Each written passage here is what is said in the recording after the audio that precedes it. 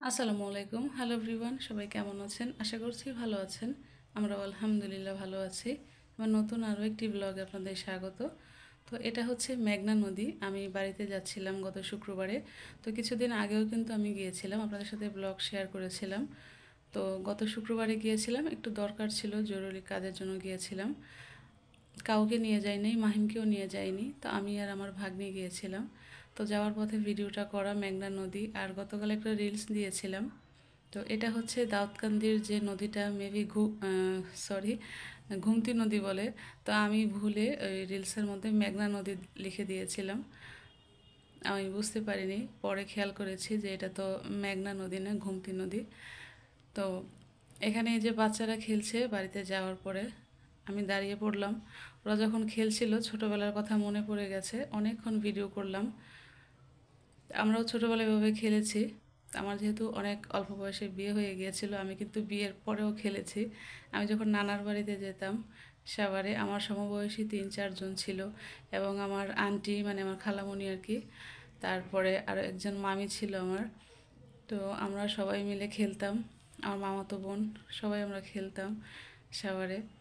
আর বিয়ের আগে তো কত স্মৃতি গ্রামের মধ্যে আছে, অনেক অনেক খেলেছি আমরা। দিনের বেলা বিকেলবেলা তো খেলেছি, এবং সন্ধ্যার পরে যখন কারেন্ট চলে যেত ওই সময়টাতে খেলার মজাই ছিল আলাদা। তো এখানে ওরা ফুলটক্কা খেলছিল, আমি বেশ কিছুক্ষণ এখানে দাঁড়িয়েছিলাম। তো ভিডিও করছিলাম আর দেখছিলাম, আর ছোটোবেলার কথা মনে করছিলাম। খুব ভালো লাগছিল। এখানে আমার ছোট ভাইও আছে, আমাদের বাড়ির অনেক লোকজন, এবং এক আরেকজন ছিল, ঢাকা থেকে গিয়েছিল, মানে আমার দাদার নাতি হয়, আরেক মানে চাস্তো দাদার নাতি হয়। ও অনেক দিন পরে গ্রামে আসছে, অনেক ছোটোবেলায় এসেছিল। তো ও খেলছিল গ্রামের বাচ্চাদের সাথে, খুব মজা করছিল, আমি দেখছিলাম। অনেকক্ষণ ওদের সাথে খেলাধুলা করেছে এবং পুরো বাড়িটা ঘুরেছে। তো এই তো দাঁড়িয়ে ওদের খেলা দেখছিলাম আর এনজয় করলাম, ভিডিও করলাম। তো তারপরে আমি আমার চাচার বাড়িতে গিয়েছিলাম। তো যে চাচা আমাদের বাড়ি থেকে একটু দূরে বাড়ি করেছে আর কি, তো সেখানে গিয়েছিলাম। তো গিয়ে ছাদের মধ্যে দেখলাম সুন্দর ড্রাগন হয়ে আছে, 2-3টা ছোট ছোট, এখনও বড় হয়নি। আর একটা হচ্ছে সুন্দর বড় হয়েছে, একদম কালার চলে আসছে, লাল কালার বলবো না গোলাপি বলবো বুঝতেছি না। তো ড্রাগনটা দেখে আমার খুব ভালো লেগেছে, খুব সুন্দর লাগছিল ছাদের মধ্যে।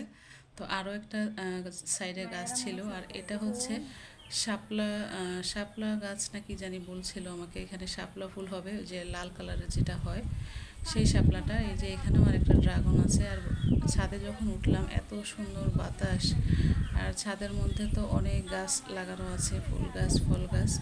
তো এগুলো ঘুরে ঘুরে দেখছিলাম। আর হচ্ছে এই যে রজনীগন্ধা, কি সুন্দর রজনীগন্ধা ফুলটা হয়েছে, আমার অনেক ভালো লাগছিল দেখতে। আর ছাদ থেকে যখন ভিডিও করছিলাম নিচের যে ভিউটা অনেক সুন্দর লাগছিল।